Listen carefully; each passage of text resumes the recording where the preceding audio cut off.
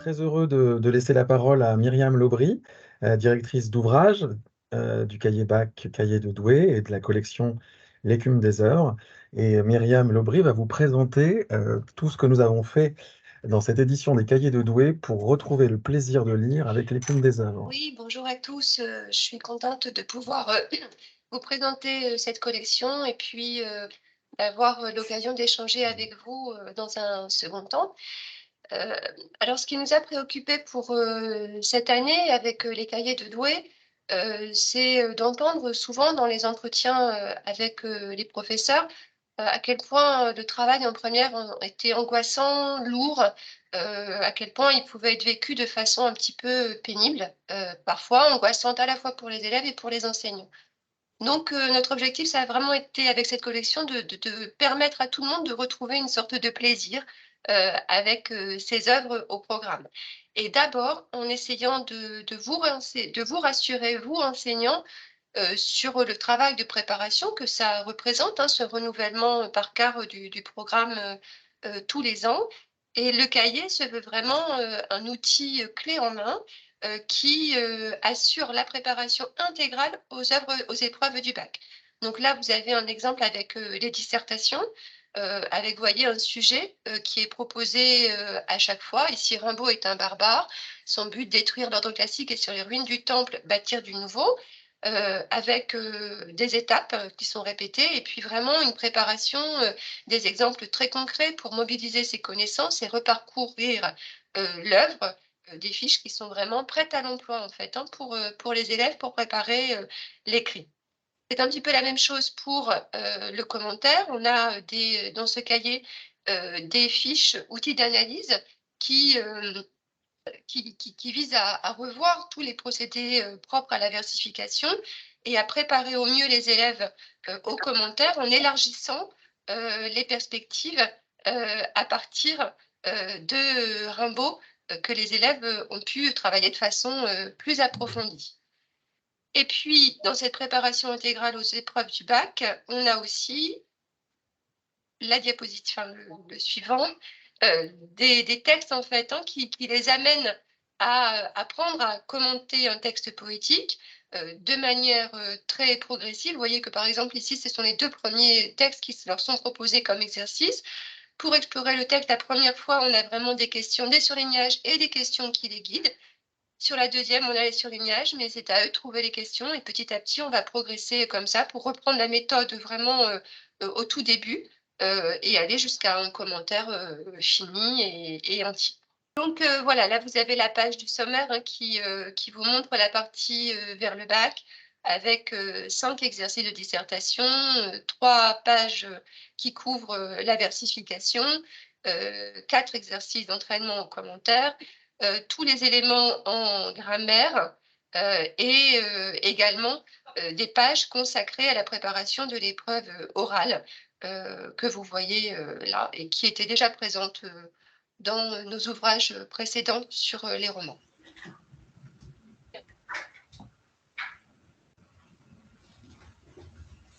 Alors, on a aussi voulu essayer de couvrir le programme en facilitant la préparation des cours. Donc ici, vous avez un exemple de lecture linéaire hein, qui est entièrement préparé. Et dans les spécimens, vous avez bien entendu les corrigés qui vous sont proposés pour les questions.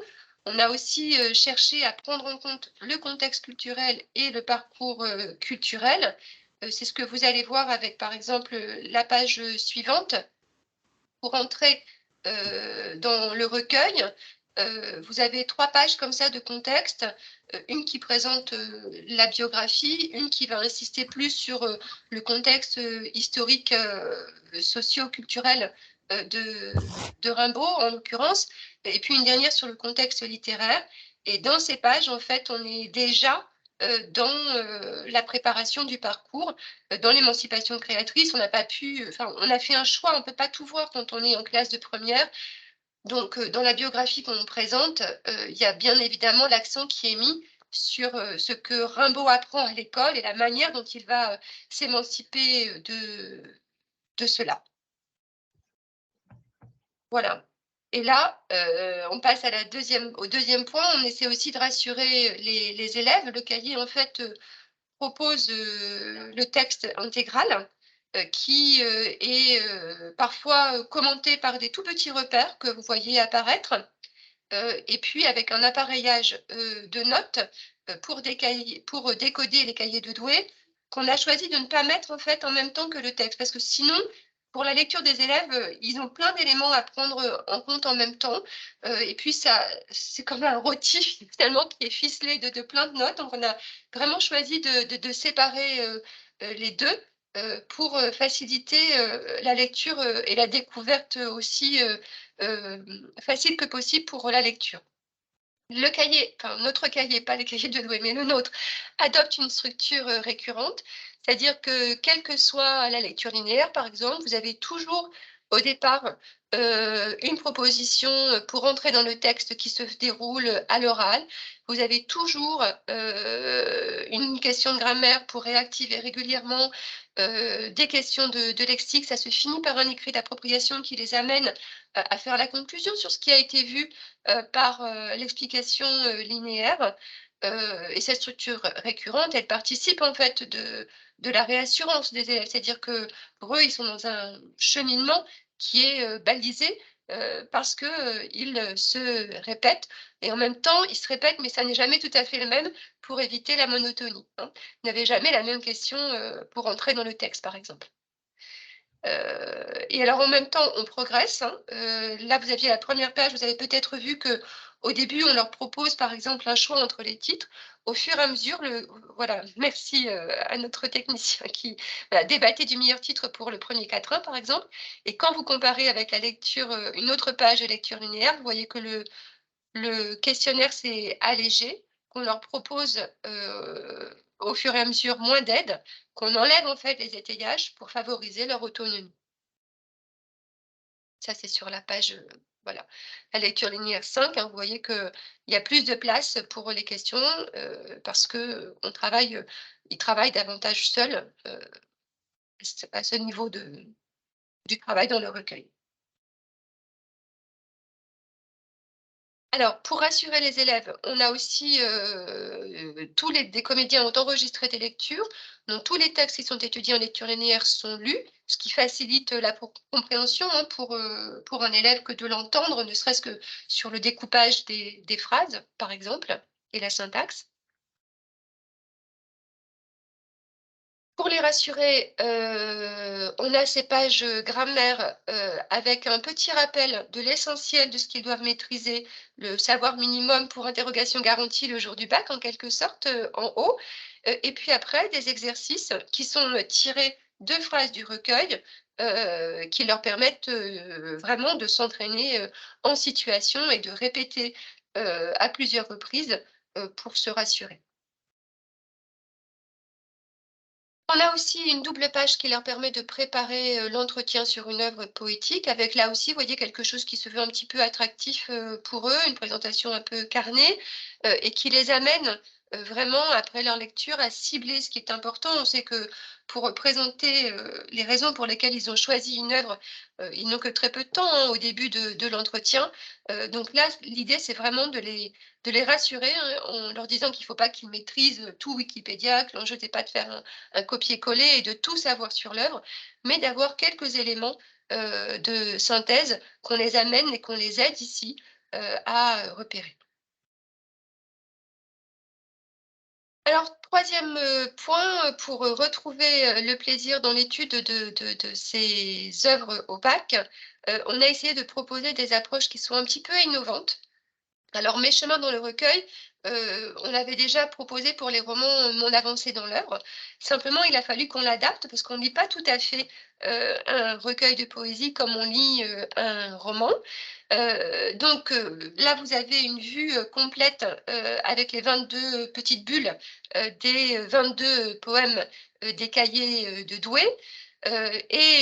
Régulièrement, vous l'avez peut-être vu tout à l'heure, donc ils sont invités à noter un mot-clé, ou 2, pour chaque poème et puis à colorier, les étoiles en fonction du fait qu'ils l'ont apprécié ou pas, ce qui rappelle un petit peu pour eux ce qu'ils ont l'habitude de faire sur les réseaux, sociaux. Et tout au long du cahier, on leur propose en fait des sentiers de lecture. Voilà, là vous en avez un exemple, qui les amène à reparcourir en fait le recueil et on les invite à schématiser, ces liens thématiques. Ici, c'est sur vraiment les choses banales, le prosaïsme, dans les cahiers de Douai, à le symboliser par, un fil de couleurs qui relie en fait, ces, différents poèmes, La Maline, Rêver pour l'hiver, Les Effarés et Le Buffet, qu'on les invite à relire au fur et à mesure, du travail. Vous avez peut-être vu, aussi qu'il y a, un petit flashcode qui est disponible pour les élèves. Comment lire un recueil, de poésie, qui les renvoie en fait sur un lien et qui, leur propose, des textes de Jean-Pierre Siméon qui a dirigé le Printemps de la poésie et qui vise à rassurer les élèves en fait sur le fait que s'ils ne comprennent pas tout de suite, le texte, le recueil, ça n'est pas grave, que c'est normal, qui vise à les voilà, à les rassurer. Tout en mobilisant des outils ou des codes, du numérique, le téléphone qui sont les leurs, en fait. On a aussi, introduit, alors ça, c'est vraiment la nouveauté sur la poésie, une double page qui s'intitule, «Atelier d'écriture», en pensant, en fait, à des profils différents d'élèves. Il y a ceux voilà, qui vont très bien comprendre, les pages d'histoire, littéraire et cetera et puis ceux pour qui ça peut être un petit peu plus abstrait, qu'on invite là, en fait, à expérimenter, eux-mêmes, l'écriture, poétique. C'est d'ailleurs dans le parcours, hein, Émancipation créatrice, pour comprendre en fait, en faisant, l'enjeu, du geste, rimbaudien. Donc on les invite à d'abord, utiliser des poussières de verre de Rimbaud, à, expérimenter la versification à partir d'un poème d'Aube et à chaque fois, on leur a proposé le début, pour, comme lanceur d'écriture en fait, pour qu'ils voient bien, ce qu'on, attend d'eux, et on les invite, à tirer le bilan. Vous voyez, quel effet produit une parodie? Quelle peut être l'intention, de son auteur? Pour qu'il se place un petit peu dans la position de Rimbaud, parce qu'en ayant été placé en position d'écrivain eux-mêmes, dans l'espoir qu'ils comprennent mieux après, ses choix et qu'ils soient mieux à même de les commenter et de les interpréter. Alors, on a aussi, créé, une nouvelle page qui s'appelle, «L'écume, des jeux» pour retrouver, toujours un petit peu cette dimension de plaisir, des jeux pour réviser efficacement avant le bac. Donc, des petits quiz, l'art de la citation. Est-ce qu'ils sont capables de retrouver, des citations de poèmes qu'ils ont étudiés? Et en même temps, on les invite à projeter un petit peu d'eux-mêmes, dans ces pages. On les invite à créer leur propre réservoir de citations, à donner leur avis, sur, notre première de couverture. Voilà, en espérant que parce qu'ils auront projeté un petit peu d'eux-mêmes, les œuvres entreront plus facilement dans leur bibliothèque personnelle. Alors, cette page, elle propose aussi, ce qui est un petit peu notre particularité, un podcast inédit. La valise, de Rimbaud. Alors on les invite d'abord à imaginer leur valise symbolique de Rimbaud, qui doit contenir, 5 objets et puis à aller écouter ensuite, l'épisode, du podcast, parce que, finalement, là aussi, ça fait partie de leurs habitudes, hein, de se déplacer souvent avec, des casques sur les oreilles, à écouter, à les télécharger. C'est une manière, finalement, là, de solliciter un peu, la mémoire, auditive, après avoir, sollicité la mémoire visuelle davantage sur, la page, Mes chemins dans le recueil. Et puis on termine en les invitant à créer leur propre acrostiche sur, avec, les initiales d'Arthur Rimbaud pour se faire, pour jouer là encore d'un moyen mnémotechnique en fait. Alors, on va développer un petit peu plus sur, les podcasts. Alors, on est un petit peu fiers de nous parce qu'on a été, on a obtenu les trophées de l'édition 2023, cette année, pour, ces podcasts, qui sont, inédits. Donc vous allez retrouver, si vous avez fréquenté, les cahiers, sur le roman, dans la valise de Rimbaud. Mais on en a un nouveau qui s'intitule, «Rimbaud sur le bout des doigts», pour jouer sur le par cœur et connaître sa leçon sur le bout des doigts et puis sur, l'aspect très sensuel, hein, de la poésie, de Rimbaud, qui propose un panorama complet de l'œuvre en 5 parties avec, à chaque doigt, en fait, un thème, qui est proposé et qu'il retrouve aussi, hein, dans les études, des lectures linéaires et des groupements de textes. Donc la jeunesse et l'éveil à la sensualité, le voyage et l'évasion, la politique, l'alliance entre la tradition et l'émancipation et la musicalité, ce qui les invite aussi à faire des liens avec, les chemins, dans le recueil et les sentiers qui leur sont proposés, tout au long, de l'étude.